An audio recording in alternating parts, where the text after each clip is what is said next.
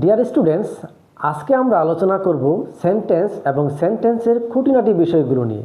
আমরা ক্লাস 3-4 থেকে সেন্টেন্স পড়তে পড়তে বড় হয়েছি, কিন্তু এই পড়া বিষয়গুলো মাঝে মাঝে আমরা ভুলে যাই।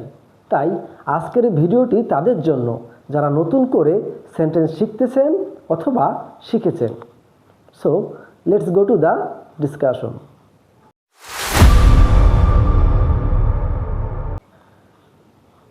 সেন্টেন্স হলো কতগুলো শব্দের সমষ্টি যার একটি নির্দিষ্ট অর্থ আছে কিংবা পরিপূর্ণ অর্থ আছে। কি বললাম? সেন্টেন্স হলো কতগুলো ওয়ার্ডের সমষ্টি। কার সমষ্টি? কতগুলো ওয়ার্ডের সমষ্টি যার একটি পরিপূর্ণ অর্থ আছে, তাকে সেন্টেন্স বলে। যেমন একটি উদাহরণ দিই, আই হ্যাভ এ পেন, মানে হচ্ছে আমার একটি কলম আছে। অর্থাৎ এই সেন্টেন্সে কয়েকটা ওয়ার্ডের সমষ্টি, যেমন আই একটা ওয়ার্ড, হ্যাভ একটা ওয়ার্ড, এ একটা ওয়ার্ড, পেন একটা ওয়ার্ড। এই কয়েকটা সমষ্টি মিলে কয়েকটা ওয়ার্ডের সমষ্টি মিলে একটি সেন্টেন্স গঠিত হয়েছে যার একটি কি পরিপূর্ণ অর্থ আছে। যেমন আই হ্যাভ এ পেন, আমার একটি কলম আছে। তাহলে এখানে একটা পরিপূর্ণ অর্থ সৃষ্টি হয়েছে। এখন যদি আমরা এরকম বলি যে আই হ্যাভ এ, আমার আছে একটি, আই হ্যাভ এ, আমার আছে একটি, তাহলে কিন্তু এই সেন্টেন্সটার অর্থ পরিপূর্ণ হচ্ছে না। সেক্ষেত্রে এটাকে আমরা সেন্টেন্স বলতে পারি না। অর্থাৎ আই হ্যাভ এ পেন, আমার একটি কলম আছে, এটা একটি সেন্টেন্স। যখন আমরা এভাবে লিখবো আই হ্যাভ এ, আমার আছে একটি, তখন কি আছে আমার, এটার অর্থটা ক্লিয়ার হচ্ছে না, পরিপূর্ণ হচ্ছে না। সেক্ষেত্রে এটাকে আমরা সেন্টেন্স বলতে পারবো না। তাহলে সেন্টেন্স মানে কি? কতগুলো ওয়ার্ডের সমষ্টি এবং যার একটি কি থাকবে, পরিপূর্ণ অর্থ থাকবে, তাকে আমরা সেন্টেন্স বলতে পারি। আদারওয়াইজ সেটি সেন্টেন্স হবে না। যেমন আই হ্যাভ এ পেন, আমার একটি কলম আছে, অথবা আই গো টু স্কুল, আমি স্কুলে যাই। আই গো টু স্কুল, আমি স্কুলে যাই। এটা একটা সেন্টেন্স, কারণ এটার অর্থটা কি? পরিপূর্ণ। এখন যদি শুধু আমরা বলি আই গো টু, আমি যাই, আমি কোথায় যাই, অর্থটা কি পরিপূর্ণ হচ্ছে না। সেক্ষেত্রে এটাকে আমরা সেন্টেন্স বলতে পারবো না। তাহলে কি হতে হবে? তার কতগুলো ওয়ার্ডের সমষ্টি থাকতে হবে এবং কি হতে হবে? তার একটা পরিপূর্ণ অর্থ থাকতে হবে। তাহলে এটাকে আমরা কি করতে পারি? সেন্টেন্স বলতে পারি। ওকে, এখন আমরা জানি সেন্টেন্সের প্রকারভেদ সম্পর্কে। সেন্টেন্সকে অর্থ অনুসারে 5 ভাগে ভাগ করা যায়। কয় ভাগে? সেন্টেন্সকে অর্থ অনুসারে 5 ভাগে ভাগ করা যায়। কি সেগুলো চলুন দেখি। 1 নম্বর হচ্ছে অ্যাসার্টিভ সেন্টেন্স, 2 নম্বর হচ্ছে ইন্টারোগেটিভ সেন্টেন্স, 3 নম্বর হচ্ছে ইম্পারেটিভ সেন্টেন্স, 4 নম্বর হচ্ছে অপারেটিভ সেন্টেন্স, 5 নম্বর হচ্ছে এক্সক্লামেটরি সেন্টেন্স। অর্থাৎ এই 5টাকে আমরা অর্থের অনুসারে এই সেন্টেন্সকে এই 5 ভাগে আমরা ভাগ করতে পারি। এখন আমরা এই প্রত্যেকটা যে সেন্টেন্স আছে, অ্যাসার্টিভ, ইন্টারোগেটিভ, ইম্পারেটিভ, অপারেটিভ, এগুলোর প্রত্যেকটা আমরা এখন বিস্তারিত আলোচনা করব। অ্যাসার্টিভ সেন্টেন্স হলো কোনো ঘটনাকে বর্ণনা করবে। ঘটনা জিনিসটা কি? আমরা সারাদিনে যা যা কাজ করি প্রত্যেকটা হচ্ছে ঘটনা। যেমন আমি স্কুলে যাচ্ছি, সে বই পড়তেছে, সে রান্না করতেছে, সে ঘুমাচ্ছে, এগুলো একটা ঘটনা। এই ঘটনাগুলোকে বর্ণনা করবে। তাহলে অ্যাসার্টিভ সেন্টেন্সের মাধ্যমে এই ঘটনাগুলোকে বর্ণনা করা হয়। এই জন্য অ্যাসার্টিভকে বিবৃতিমূলক সেন্টেন্সও বলা হয়। কি বলা হয়? অ্যাসার্টিভকে বিবৃতিমূলক সেন্টেন্স বলা হয়। অর্থাৎ যে সেন্টেন্স দ্বারা ঘটনার বর্ণনা করা হয় তাকে অ্যাসার্টিভ সেন্টেন্স বলে। যেমন উদাহরণ দেখি, he is playing in the field. He is playing in the field, সে মাঠে খেলতেছে। তাহলে এই যে খেলতেছে, এটাকে সে বর্ণনা করতেছে। কে বর্ণনা করতেছে? অ্যাসার্টিভ সেন্টেন্সের মাধ্যমে বর্ণনা করা হচ্ছে। তারপর he is not a good man, সে ভালো মানুষ নয়। He is not a good man, সে ভালো মানুষ নয়। এর মাধ্যমে কোনো একটা ঘটনাকে বর্ণনা করা হচ্ছে। অর্থাৎ যে ঘটনাকে বর্ণনা করা হবে, যা দ্বারা ঘটনাকে বর্ণনা করা হবে, তাই হচ্ছে অ্যাসার্টিভ সেন্টেন্স। বুঝতে পারছেন? অ্যাসার্টিভ সেন্টেন্স হলো আবার 2 প্রকার। কয় প্রকার? 2 প্রকার। আর একটু কথা বলে রাখি, এই অ্যাসার্টিভ সেন্টেন্সের শেষে সবসময় ফুল স্টপ বসে। কি বসে? ফুল স্টপ বসে। যেহেতু অ্যাসার্টিভ সেন্টেন্সে কোনো আবেগ, অনুভূতি, দুঃখ, কষ্ট কিংবা প্রশ্নবোধক কিংবা প্রশ্ন করা হয় না, সেজন্য এই অ্যাসার্টিভ সেন্টেন্সের শেষে কি বসে?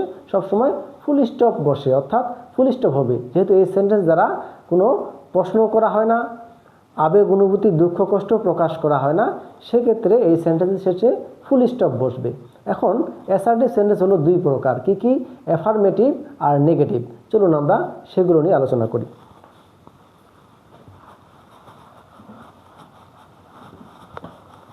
হ্যাঁ, অ্যাফার্মেটিভ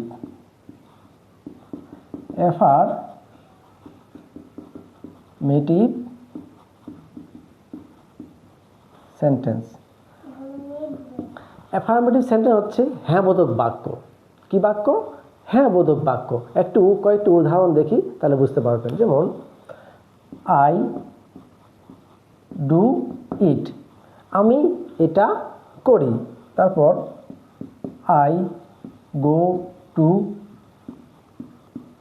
স্কুল, আমি স্কুলে যাই। এই যে উপরের বাক্যগুলো আছে, আই ডু ইট, আমি এটা করি, আই গো টু স্কুল, আমি স্কুলে যাই। তাহলে এই যে বাক্যগুলো আছে, এই বাক্যগুলো দ্বারা কোনো একটা কাজকে, কোনো একটা বিষয়কে স্বীকার করা হচ্ছে। কি করা হচ্ছে? কোনো একটা বিষয়কে স্বীকার করা হচ্ছে। আই ডু ইট, আমি এই কাজটি করি, এটা দ্বারা এই যে কাজটি আমি করি সেটাকে স্বীকার করা হচ্ছে। আই গো টু স্কুল, আমি স্কুলে যাই, এই যে এই বাক্য দ্বারা কী করা হচ্ছে? কোনো একটা বিষয়কে স্বীকার করা হচ্ছে। আমি যে স্কুলে যাই এটাকে স্বীকার করা হচ্ছে। অর্থাৎ এই থেকে কোনো এখানকার যে বিষয়গুলো আছে, I do it, I go to school, এখানকার কোনো বিষয়গুলোকে কিন্তু অস্বীকার করা হচ্ছে না। কি করা হচ্ছে না? অস্বীকার করা হচ্ছে না। এই জন্য এটা হচ্ছে অ্যাফার্মেটিভ সেন্টেন্স। অর্থাৎ অ্যাফার্মেটিভ সেন্টেন্সে কোনো বিষয়কে অস্বীকার করা হবে না, স্বীকার করা হবে, তাই হচ্ছে অ্যাফার্মেটিভ সেন্টেন্স। এখন আমরা জানব নেগেটিভ সেন্টেন্স সম্পর্কে।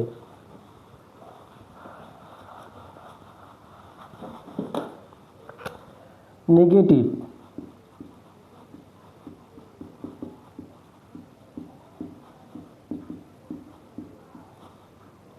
Negative sentence. নেগেটিভ মানে কি? না বোধক। নেগেটিভ মানে হচ্ছে না বোধক, অর্থাৎ কোনো কিছুকে অস্বীকার করা হবে। কি করা হবে? কোনো বিষয়কে অস্বীকার করা হবে, তাই হচ্ছে নেগেটিভ সেন্টেন্স। যেমন I do not like him, আমি তাকে পছন্দ করি না। I do not like him, আমি তাকে পছন্দ করি না। অর্থাৎ আমি কোনো একটা বিষয়কে অস্বীকার করতেছি। কি করতেছি? কোনো একটা বিষয়কে অস্বীকার করা হচ্ছে। এই সেন্টেন্স দ্বারা কোনো একটা বিষয়কে অস্বীকার করা হচ্ছে। I do not like him, আমি তাকে পছন্দ করি না। আরেকটা উদাহরণ দেখি। He is not a good man, সে ভালো মানুষ নয়। অর্থাৎ এটা দ্বারাও কোনো একটা বিষয়কে অস্বীকার করা হচ্ছে। সে যে ভালো মানুষ নয় সেটাকে অস্বীকার করা হচ্ছে। তাহলে এই নেগেটিভ সেন্টেন্স দ্বারা কি করা হবে? কোনো একটা বিষয়কে অস্বীকার করা হবে, তাই হচ্ছে নেগেটিভ সেন্টেন্স। যেমন I do not like him, আমি তাকে পছন্দ করি না। অর্থাৎ আমি তাকে পছন্দ করি না, আমি তাকে এই বিষয়টাকে অস্বীকার করছি। দুই নম্বর হচ্ছে হি is not a good man, অর্থাৎ সে ভালো মানুষ নয়, এই বিষয়টাকে অস্বীকার করা হচ্ছে।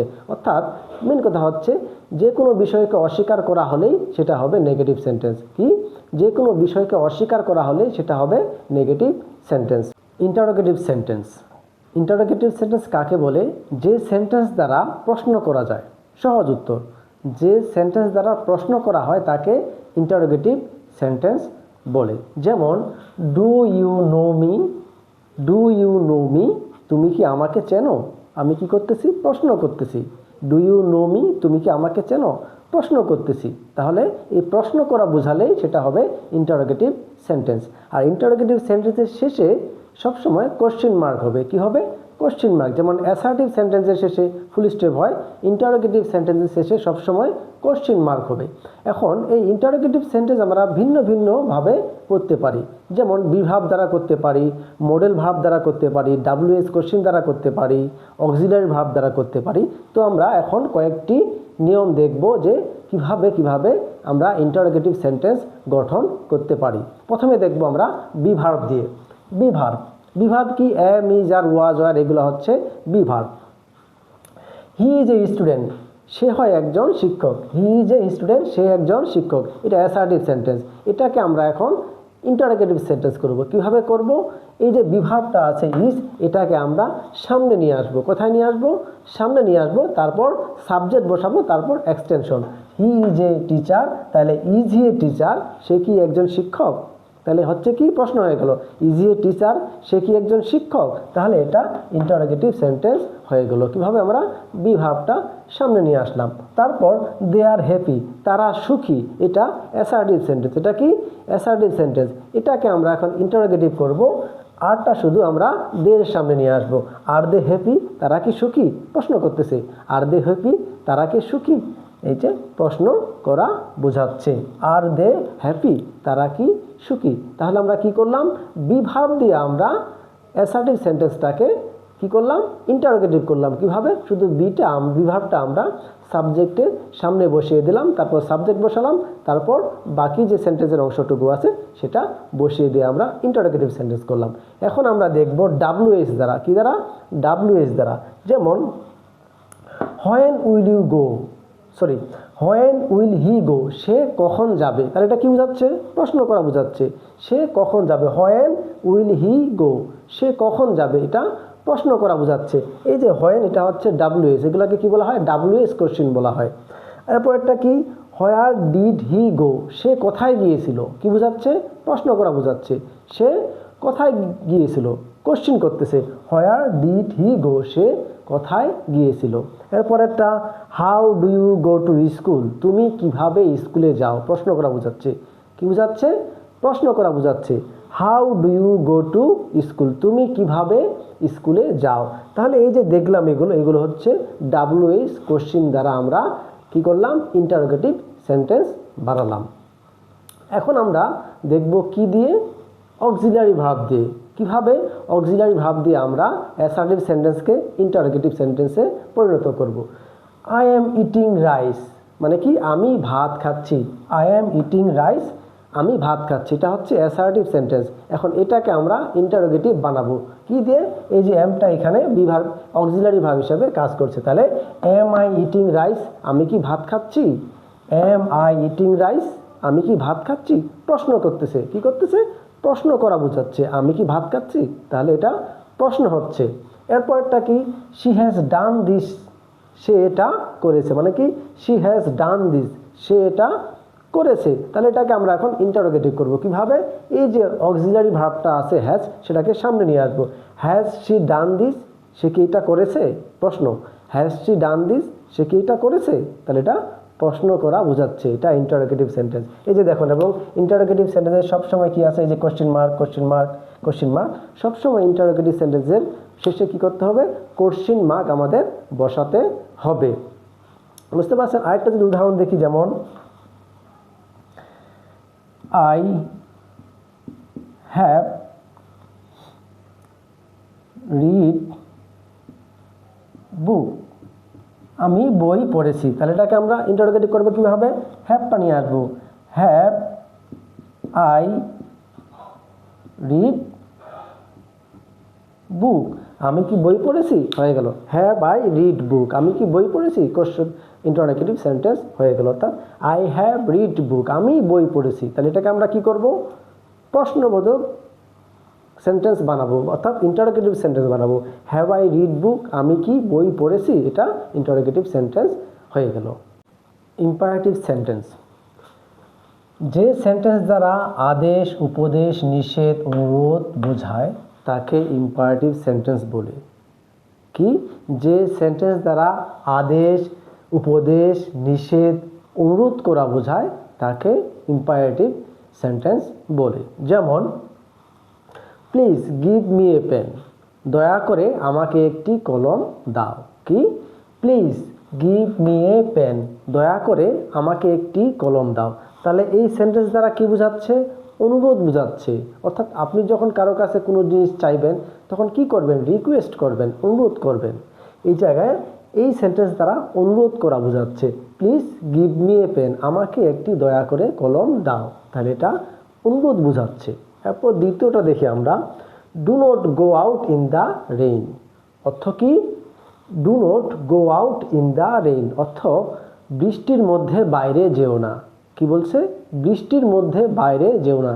তার মানে এটা আদেশ করা হচ্ছে। কি করা হচ্ছে? আদেশ করা বোঝাচ্ছে। অর্থাৎ বৃষ্টির মধ্যে বাইরে গেলে জ্বর হতে পারে, ঠান্ডা লাগতে পারে, এই জন্য বৃষ্টির মধ্যে বাইরে যেতে কি করতেছে? মানা করতেছে। মানে এটা আদেশ বোঝাচ্ছে যে বৃষ্টির মধ্যে বাইরে যাবে না, এটা আদেশ করা বোঝাচ্ছে। এই সেন্টেন্স দ্বারা আদেশ বোঝাচ্ছে।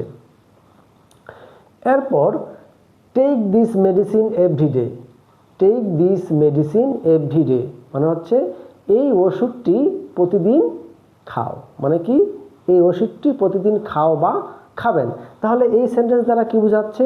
উপদেশ বোঝাচ্ছে, অ্যাডভাইস বোঝাচ্ছে। কি করা বোঝাচ্ছে?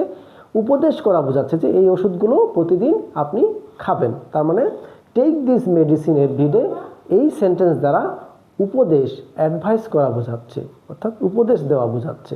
বুঝতে পারছেন? এরপর পরেরটা দেখি এবারে শেষে, ডু নট মেক নয়েজ। কি? ডু নট মেক নয়েজ এই সেন্টেন্স দ্বারা কি বোঝাচ্ছে? যে শব্দ করো না। কি করো না? শব্দ করো না। অর্থ হচ্ছে ডু নট মেক নয়েজ মানে হচ্ছে শব্দ করো না। তার মানে নিষেধ করা বোঝাচ্ছে। কি করা বোঝাচ্ছে? নিষেধ। অর্থাৎ কেউ যখন কোনো ধরনের শব্দ করে, হৈহুল্লোড় করে, চিল্লাচিল্লি করে, তখন মানুষ কি করে? নিষেধ করে, বলে যায় শব্দ করো না। অর্থাৎ শব্দ করো না থেকে বোঝাচ্ছে। তাহলে এই সেন্টেন্স থেকে বোঝাচ্ছে নিষেধ। কি বোঝাচ্ছে?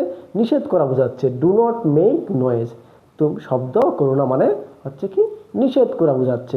আরও একটু বলতে পারে, যেমন ডু নট স্মোক হেয়ার, এখানে ধূমপান করো না, অর্থাৎ এটাও নিষেধ করা বোঝাচ্ছে। তাহলে আমরা কি বুঝলাম? যে ইম্পারেটিভ সেন্টেন্স দ্বারা আদেশ, উপদেশ, নিষেধ, অনুরোধ বোঝাবে। কি বোঝাবে? আদেশ, উপদেশ, নিষেধ, অনুরোধ বোঝাবে। তাহলে সেটা হবে ইম্পারেটিভ সেন্টেন্স। এখন দেখেন ইম্পারেটিভ সেন্টেন্সের আরেকটা বিষয় আছে। ইম্পারেটিভ সেন্টেন্স সবসময় প্রিন্সিপাল ভার্ব দ্বারা শুরু হয়। কি দ্বারা শুরু হয়? প্রিন্সিপাল ভার্ব দ্বারা। গিভ একটা ভার্ব, এই যে গো ভার্ব, টেক ভার্ব, মেক, অর্থাৎ কি দ্বারা শুরু হয়? প্রিন্সিপাল ভার্ব দ্বারা শুরু হবে সেন্টেন্সগুলো। ঠিক আছে?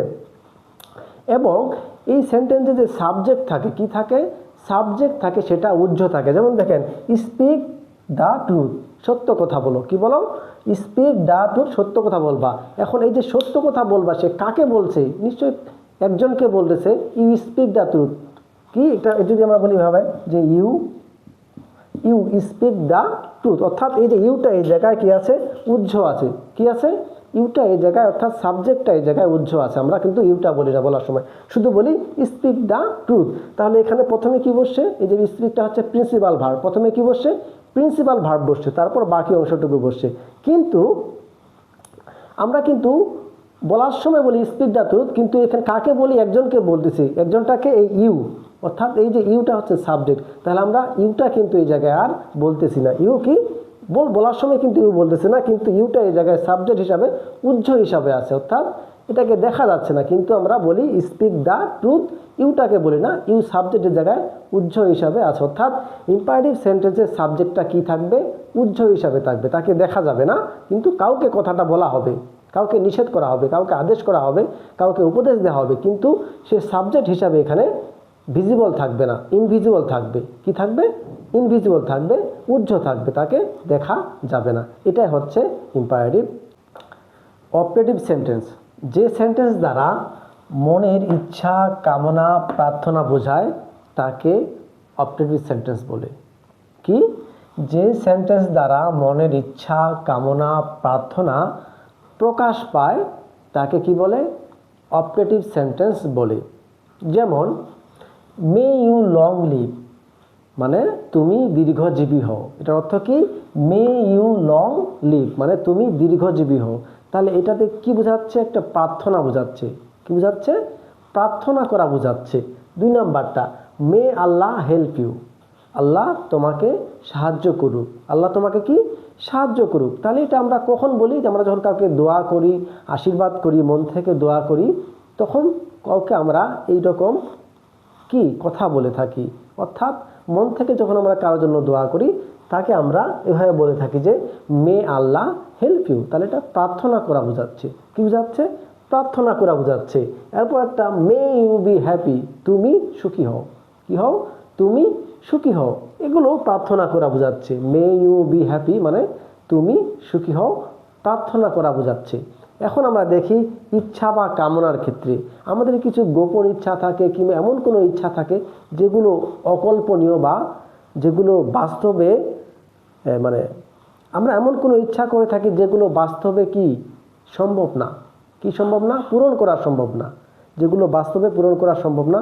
এই ধরনের অলৌকিক কিছু আমরা বা অলৌকিক কিছু আমরা স্বপ্ন দেখে থাকি বা মনের ইচ্ছা করে থাকি, সেগুলো হচ্ছে এই অপারেটিভ সেন্টেন্স দ্বারা প্রকাশ করা হয়। যেমন I wish I were a bird, মানে আমি যদি পাখি হতাম, অর্থটা কি, I wish I were a bird, আমি যদি পাখি হতাম। আমরা কি পাখি হতে পারি? তাই না, কিন্তু এটা একটা মনের ইচ্ছা করি, একটা অকল্পনীয় কি ইচ্ছা করি, যেটা বাস্তবে সম্ভব না। I wish I were a bird, এটা একটা অপারেটিভ সেন্টেন্স। তারপরটা I wish I had a car, মানে কি, আমার যদি একটা গাড়ি থাকতো, অর্থটা কি, আমার যদি একটা গাড়ি থাকতো। আসলে গাড়ি নেই, কিন্তু হওয়ারও সম্ভাবনা নেই, ঠিক আছে, হওয়ারও সম্ভাবনা নেই, এটা অসম্ভব কিছু, এই জন্য I wish I had a car, আমার যদি একটা গাড়ি থাকতো, এটা হচ্ছে অপারেটিভ সেন্টেন্স। এরপর I wish he were a singer, মানে সে যদি গায়ক হতো, কি হতো, সে যদি গায়ক হতো। তাহলে এখানেও একটা ইচ্ছা প্রকাশ পাচ্ছে, কি পাচ্ছে, ইচ্ছা বা মনের বাসনা বা কামনা প্রকাশ পাচ্ছে, যেটা আদতে সম্ভব না, যেটা কি বাস্তবে সম্ভব না। I wish he were a singer, কারণ সে সিঙ্গার না, সে ভাবতেছে, সে বা মনে মনে চাচ্ছে সে যদি কি একজন গায়ক হতো, আসলে এটা সম্ভব না। তাহলে I wish I were a singer, এটা হলো একটা অপারেটিভ সেন্টেন্স। যেটা অপারেটিভ সেন্টেন্স কি, যেটা দ্বারা মনের ইচ্ছা, কামনা বা প্রার্থনা প্রকাশ পায়, তাকে কি বলে, অপারেটিভ সেন্টেন্স বলে।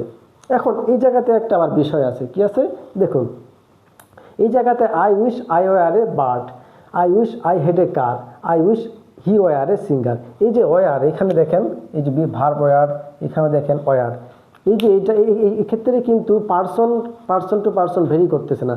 এই জায়গায় কিন্তু first person, second person, third person, singular, plural যাই হোক না কেন, সব জায়গাতে কিন্তু ওয়ার হবে, তখন আর ওয়াস হবে না। এই জায়গায় কিন্তু কী হওয়ার কথা ছিল, ওয়াস হওয়ার কথা ছিল, এই জায়গায় কিন্তু ওয়াস হওয়ার কথা ছিল, কিন্তু এই জায়গায় ওয়ার হয়েছে।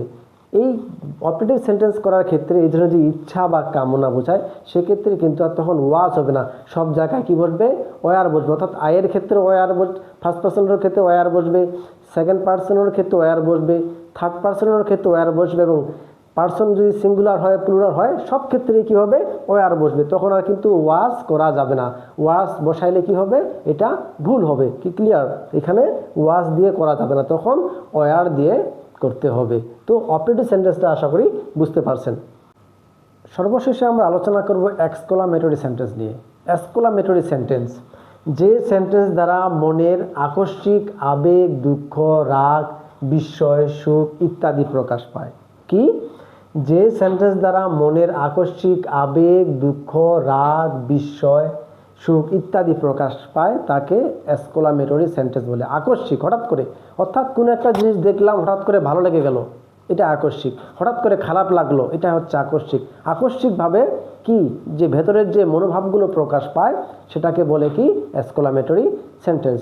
যেমন how nice the bird is, how nice the bird is, অর্থাৎ পাখিটি কত সুন্দর বা পাখিটি কি সুন্দর, আমরা বলি না, অর্থাৎ যখন পাখিটি দেখলাম মনে হলো কি পাখিটি কি সুন্দর, তাহলে আমরা এটাকে কি করলাম, একটা আবেগ প্রকাশ পেলো, how nice the bird is, পাখিটি কত সুন্দর। এরপরে দেখেন alas he is no more, alas he is no more, হায় সে আর নেই, মানে alas he is no more অর্থ হচ্ছে হায় সে আর নেই, মানে সে মারা গেছে, সে আর এই মানুষটির বাঁচা নেই। তাহলে এর মধ্যে আমরা দুঃখ, কষ্ট প্রকাশ পাচ্ছে, কি পাচ্ছে, দুঃখ বা কষ্ট প্রকাশ পাচ্ছে। এলাস, হায়, হি ইজ নো মোর, সে আর নেই, তাহলে এটার মাধ্যমে কি, কষ্ট প্রকাশ পাচ্ছে। অর্থাৎ যখন আমরা কারো এই ধরনের খবর শুনবো আকস্মিকভাবে, তখন আমাদের ভেতরে এই ধরনের কি একটা কষ্ট অনুভূত হবে, কষ্ট প্রকাশ পাচ্ছে, সেক্ষেত্রে এটা হচ্ছে এক্সক্লামেটরি সেন্টেন্স। এটা আমরা এক্সক্লামেটরি সেন্টেন্সের মাধ্যমে প্রকাশ করে থাকি। তারপর হোয়াট এ ফুল ইউ আর, কি বোকা তুমি, মানে কি, হোয়াট এ ফুল ইউ আর, কি বোকা তুমি। আমরা মাঝে মধ্যে বলি না আমাদের বন্ধু বান্ধবদের, তুমি কি বোকা, তাহলে হোয়াট এ ফুল ইউ আর মানে কি বোকা তুমি। তাহলে এই যে এটা প্রকাশ পাচ্ছে কিসের মাধ্যমে, এক্সক্লামেটরি সেন্টেন্সের মাধ্যমে। অর্থাৎ এই যে বিষয়গুলো আমরা আবেগ, দুঃখ, কষ্ট প্রকাশ করতেছি, সেটাই হচ্ছে এক্সক্লামেটরি সেন্টেন্স। তারপরটা দেখেন হোয়াট লাক, কি ভাগ্য। আমরা বলি না যে এই মানুষটার ভাগ্যটা কত সুন্দর, কত ভালো, অর্থাৎ কি ভাগ্য, হোয়াট লাক, কি ভাগ্য। তাহলে এই যে আমরা একটা আবেগ প্রকাশ পেলো আকস্মিকভাবে, কি পেলো, একটা আবেগ অনুভূতি প্রকাশ পেল, এটাই হচ্ছে এক্সক্লামেটরি সেন্টেন্স। আমরা বলতে পারি আবারও যে how beautiful the girl is, কি how beautiful the girl is, মানে মেয়েটি কত সুন্দর। How beautiful the girl is, মেয়েটি কত সুন্দর। এই যে আমরা দেখার পরেই ভালো লেগে গেল, এই যে আকস্মিক একটা কি আবেগ তৈরি হলো, এটাই হচ্ছে exclamatory sentence. So dear viewers, আশা করি আজকের ভিডিওটি ভালো লেগেছে। যদি ভালো লেগে থাকে দয়া করে আমার চ্যানেলটি সাবস্ক্রাইব করবেন এবং আমার এই ধরনের যারা নতুন নতুন ভিডিও পাওয়ার জন্য আমার চ্যানেলটির সাথেই থাকবেন। ধন্যবাদ সবাইকে।